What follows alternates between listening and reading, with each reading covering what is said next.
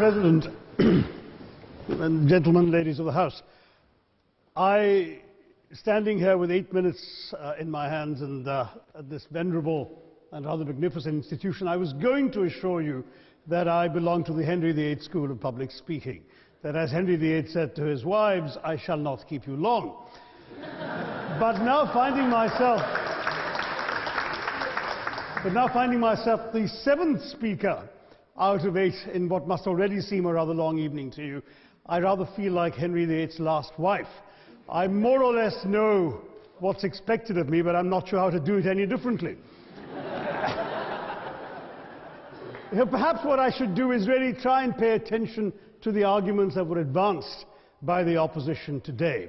We had, for example, Sir Richard Ottaway suggesting, challenging the very idea that it could be argued that the economic situation of the colonies was actually worsened by the experience of British colonialism. Well, I stand to offer you the Indian example, Sir Richard. India's share of the world economy when Britain arrived on its shores was 23%. By the time the British left, it was down to below 4%. Why? Simply because India had been governed for the benefit of Britain. Britain's rise for 200 years was financed by its depredations in India. In fact, Britain's industrial revolution was actually premised upon the deindustrialization of India. The handloom weavers, for example, famed across the world, whose products were exported around the world, Britain came right in. There were actually these weavers making fine muslin, light as woven air, it was said. And Britain came right in, smashed their thumbs, broke their looms, imposed tariffs and duties on their cloth and products, and started, of course, taking the raw materials from India and shipping back manufactured cloth, flooding the world's markets with what became the products of the dark and satanic mills of Victorian England. That meant that the weavers in India became beggars, and India went from being a world-famous exporter of finished cloth into an importer, went from having 27% of world trade to less than 2%. Meanwhile, colonialists like Robert Clive bought their rotten boroughs in England on the proceeds of their loot in India, while taking the Hindi word loot into their dictionaries as well as their habits.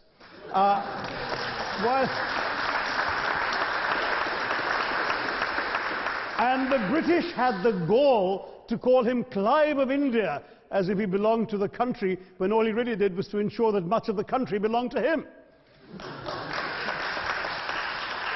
By the end of the 19th century, the fact is that India was already Britain's biggest cash cow, the world's biggest purchaser of British goods and exports, and the source of highly paid employment for British civil servants. We literally paid for our own oppression. And as has been pointed out, the wealthy Victorian British families that made their money out of the slave economy, 1/5 of the elites of the wealthy class in Britain in the 19th century owed their money to transporting 3 million Africans across the waters. And in fact, in 1833, when slavery was abolished, what happened was that a compensation of £20 million was paid, not as reparations to those who had lost their lives or who had suffered or been oppressed by slavery, but to those who had lost their property. I was struck by the fact that your Wi-Fi password at this union commemorates the name of Mr. Gladstone, the great liberal hero. Well, I'm sorry, his family was one of those who benefited from this compensation.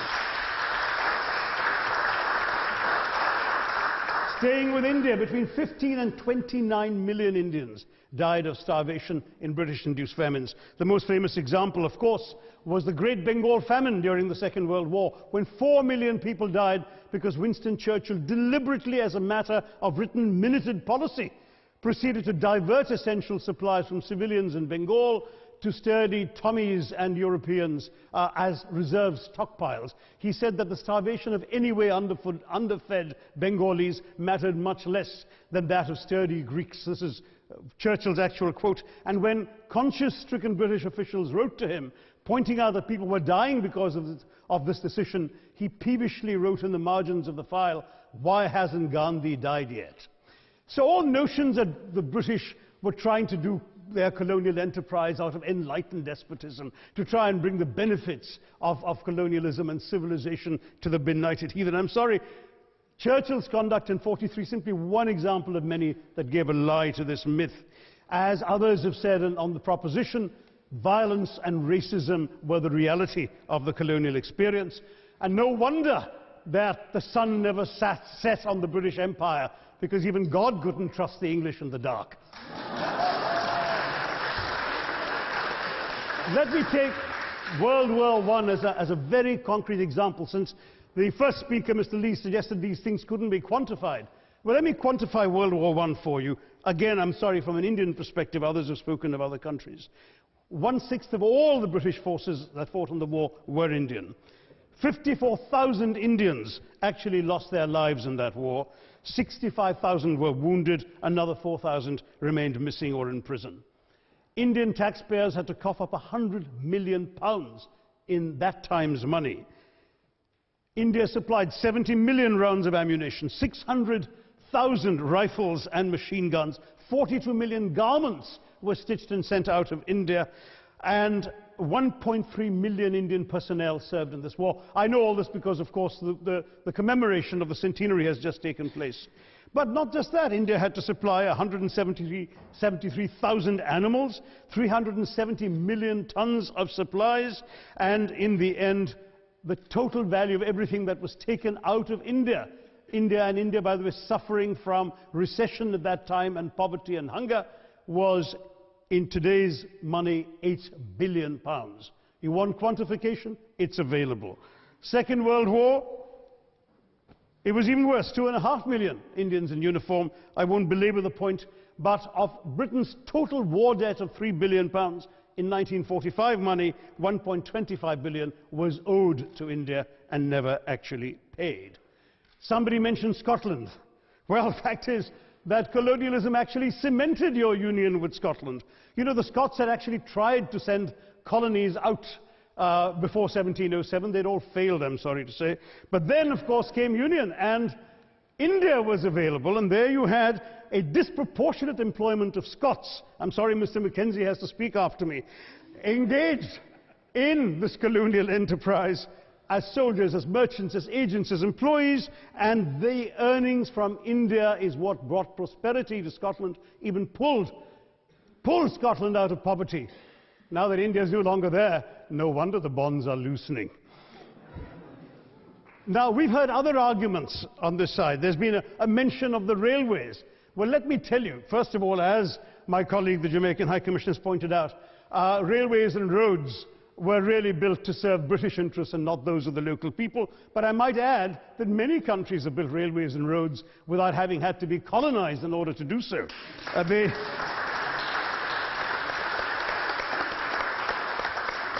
They were designed to carry raw materials from the hinterland into the ports to be shipped to Britain. And the fact is that the Indian or Jamaican or other colonial public, their needs were incidental. Transportation, there was no attempt made to match supply to demand for mass transport, none whatsoever. Instead, in fact, the Indian railways were built with massive incentives offered by Britain to British investors, guaranteed out of Indian taxes paid by Indians, with the result that you actually had 1 mile of Indian railway costing twice what it cost to build the same mile in Canada or Australia, because there was so much money being paid in extravagant returns. Britain made all the profits, controlled the technology, supplied all the equipment, and absolutely all these benefits came as private enterprise, British private enterprise, at public risk, Indian public risk. That was the railways as an accomplishment. We're hearing about aid. I think it was again Sir Richard Ottaway mentioned British aid to India. Well, let me just point out that British aid to India is about 0.4% of India's GDP. The government of India actually spends more on fertilizer subsidies, which might be an appropriate metaphor for that argument. If I may point out as well,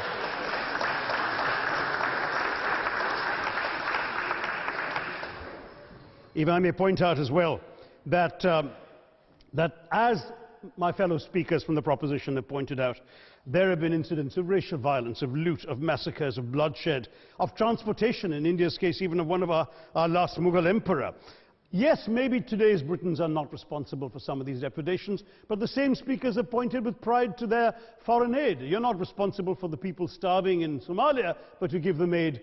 Surely the principle of reparations for the wrongs that have been done cannot be denied. It's been pointed out, for example, the dehumanization of Africans in the Caribbean, the massive psychological damage that has been done, the undermining of social traditions, of property rights, of the authority structures of these societies, all in the interests of British colonialism. And the fact remains that many of today's problems in these countries, including the persistence, in some cases the creation, of racial and ethnic and religious tensions, were the direct result of the colonial experience. So there is a moral debt that needs to be paid.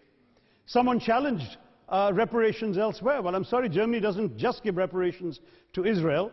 It also gave reparations to Poland. Perhaps some of the speakers here are too young to remember the dramatic picture of Chancellor Willy Brandt on his knees in the Warsaw Ghetto in 1970. And there are other examples. There is Italy's reparations to Libya. There's Japan's to Korea.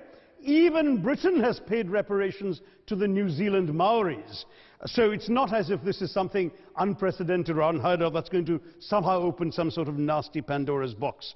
No wonder Professor Lewis reminded us that he's from Texas. There's a wonderful expression in Texas that summarizes the arguments of the opposition: all hat and no cattle. Now, if I can just quickly look through the other notes I was scribbling while they were speaking. There was reference to democracy and rule of law. Let me say with the greatest possible respect, it's a bit rich to oppress, enslave, kill, torture, maim people for 200 years and then celebrate the fact that they're democratic at the end of it.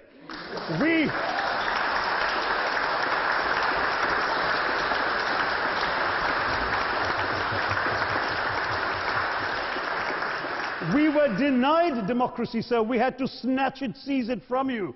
With the greatest reluctance, it was conceded in India's case after 150 years of British rule, and that too with limited franchise.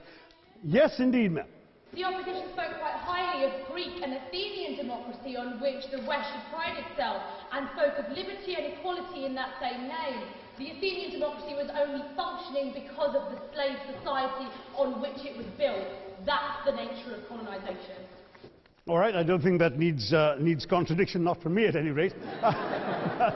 but if I may just point out, I think the arguments made by a couple of the speakers, the first speaker, Mr. Lee in particular, conceded all the evil atrocities of colonialism, but essentially suggested that reparations won't really help, they won't help the right people, they'll be used as a propaganda tool, they'll embolden people like Mr. Mugabe. It's always nice how in the old days, you know, I'm sorry to say that the people of the Caribbean used to frighten their children into behaving and sleeping by saying Sir Francis Drake would come after them. That was a legacy of that. Now it's Mugabe will be there. So this is the new sort of Sir Francis Drake of our times.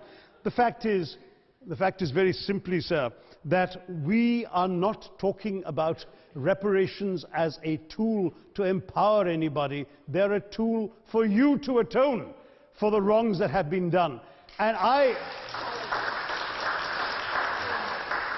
am quite prepared to accept the proposition that you can't evaluate, put a monetary sum on the kinds of horrors people have suffered. Certainly no amount of money can expiate the loss of a loved one, as somebody pointed out there.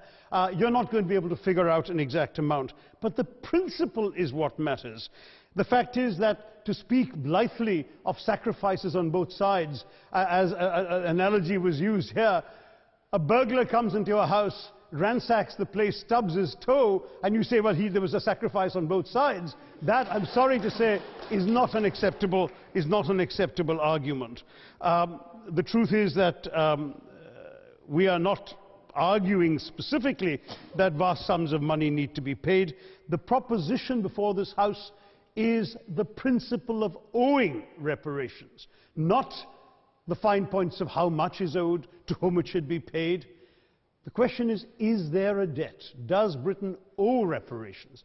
As far as I'm concerned, the ability to acknowledge a wrong that has been done, to simply say sorry, will go a far, far, far longer way than some percentage of GDP in the form of aid. What is required, it seems to me, is accepting the principle that reparations are owed. Personally, I'd be quite happy if it was £1 a year for the next 200 years after the last 200 years of Britain and India.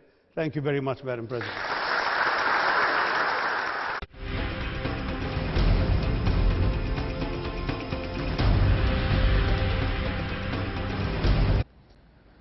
Welcome back. Now, earlier, Rajdeep Sardesai, consulting editor of the TV Today network, spoke to Congress leader Shashi Tharoor on our primetime show, News Today at 9, on his speech at the Oxford Union that has now gone viral.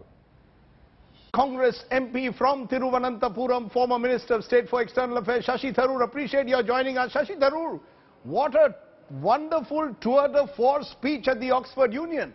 Pity that you can't make it here in Parliament. Thank you, Raj. Pity that you can't make it here in Parliament. In fact, we are running a story. That's another subject altogether. In fact, we are running a story today suggesting that you've been pulled up because you questioned the Congress's strategy of not debating issues inside Parliament. And Sonia Gandhi is upset with you that you're leaking this outside to the media.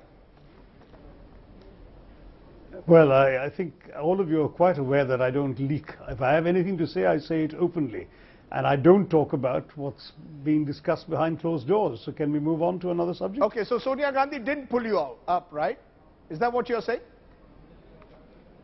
I'm saying that I don't comment on anything that happens behind closed doors. Okay. Shashi Tharoor, I think your smile reveals it all. But let's focus on the Oxford Union speech for a moment.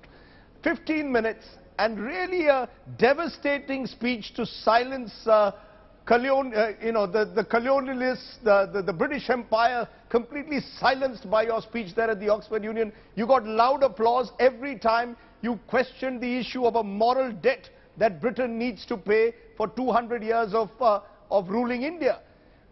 How long did it take you to put this speech together? Well, I mean, these are things that frankly I've read and studied for some time. I'm an undergraduate honours degree holder in history, and I'm also personally passionate about the subject. But when this topic was offered by the Oxford Union, I did do a little bit of research and revising, particularly when it came to some of the numbers on the First World War. That's fairly recent research made possible by all the amount of stuff that's out there now during the centenary of the First World War. So yeah, it took me a little while to put it all together, but the basic diagnosis, as it were, of the problem is one I've shared since my undergraduate days. Were you surprised with the kind of applause you were getting every time you were questioning the manner in which the British Raj ruled India, as you sort of came up with critique after critique and virtually demolished British icons, including Sir Winston Churchill? The fact was there was thunderous applause. Were you surprised with that at the Oxford Union? To some degree. I mean, I must say I enjoy persuading audiences to react positively, and I do try and win them over as much as I can, including through humor. So to that degree, it was gratifying, and I'm not sure I can say I was totally surprised. But what I must say did surprise me was how the people on the other side, who included the chairman of the British Parliamentary Committee on Foreign Affairs, Sir Roger Ottaway, and a couple of very eminent historians who had received the highest decorations possible in the UK, how they reacted, not only at the time, but subsequently they have all been in touch to say very kind things. So I must say it is a tribute to the British sense of fair play, I suppose, that they actually acknowledged a good argument when it was made and respected it. And I am surprised and impressed by that. At one level, though, are you disappointed that maybe you would find it much more difficult to make a similar speech, let's say, in this country? If you were to in some way maybe pass a similar scathing indictment of India in some way in this country, of the way in which we treat our poor, for example, if you were to do a similar debate in India, do you believe it's possible to do it? And would you get the same kind of response, the same kind of viral applause that your speech is getting from Oxford? Well, Rajdeep, the trick is in the word similar. I mean, this was a cause which obviously most Indians identify with. When you scratch us and you'll find a nationalist, we all are. And to that degree, therefore, what I said struck a chord with Indians. Whereas anything that is a critique of our own country will immediately polarize opinion. I had the privilege in Parliament of making an equally passionate speech on the Juvenile Justice Bill, which obviously has not even had a fraction of the hits that this particular one has had, but where I tried to make an eloquent argument about justice in our country. So I've tried it. At least the forum is there in Parliament, but obviously the reaction on the audience is not the same. In a sense, you're saying you tapped into nationalism. I find that interesting because over the last few years, we've had a very polarized debate in this country as to who is nationalist and who is anti-national. Do you believe, in a sense, you were sending out a message, perhaps, to your critics, perhaps, who see you as a loyal Sonia congressman, and therefore QED, anti-national, pseudo-secular, and someone who doesn't wave the Indian tricolour in the manner that you should? Well, I mean, that's exactly the problem, is that one particular political tendency in our country appears to have persuaded itself that it has kind of cornered the market on Indian nationalism, which is simply not true. I mean, first of all, much of the early diagnoses of colonial ills came from members of the Indian National Congress. In fact, going back to R.C. Dutt in the 19th century, and of course, most remarkably, Gandhiji and Nehru. Nehru's discovery of India is a pertinent analysis of not just what India is all about, but what the British had done to it. And a lot of Indian nationalism was articulated first by people within the Congress party. I certainly did not see this as something. That was another Congress party, though. May I say that? A very different Congress party to the Congress party of today, with due apologies. Look, no, there is a linear descent to the Congress party of today. Obviously, the traditions we hark back to are the same ones, and the fundamental political diagnosis is not different. I've had one piece of particular gratification is I've been congratulated by politicians from all sides of the House. Both BJP and Congress have either written to me or come up to me to say how happy they were with the speech. And that has been particularly gratifying, and I think you'll find that even on social media, which is such a polarized forum, some of the people who attack me the rest of the time have paused in their attacks to applaud what I had to say here. So clearly the national cause is one on which I think we all tend to unite, and that may explain why it's got the kind of traction it has. That's a huge achievement, to win over your critics on Twitter and social media. But a final word, who actually won the debate? Did you all actually, did you and the Jamaican High Commissioner and all on your side win the debate, or did the colonials win the debate in the end? No, we won it overwhelmingly, Rajdeep. We won it by something like 189 votes to 56. And the sort of swank dinner that follows was actually delayed because they vote in lobbies, that is, they're going to march through a particular door, and there were too many people marching through the yes door. So they had to hold up events afterwards because so many wanted to support us. So it really went very well. And what's interesting is it was a very overwhelmingly British audience, obviously, as it would be at Oxford, with some smattering of foreigners and very few Indians. So clearly the overall reaction of the audience in Oxford was very much along the lines of what we've subsequently seen on social media, where an overwhelmingly Indian audience, I think, has been applauding it. And now you're here back in India with all the disruptions in Parliament and no opportunity for you to give a speech, Mr. Shashi Tharoor, with due apologies. That's exactly what seems to be. You've got to go to Oxford to give speeches. The BJP taught us for 10 years. The BJP taught us for 10 years that you should disrupt Parliament and appear in the television studios. And that seems to be what we're doing right now, isn't it, Rajdeep? I see. So it's tit for tat in a way. I'm not asking you, though, about any more about the Sonia Gandhi controversy.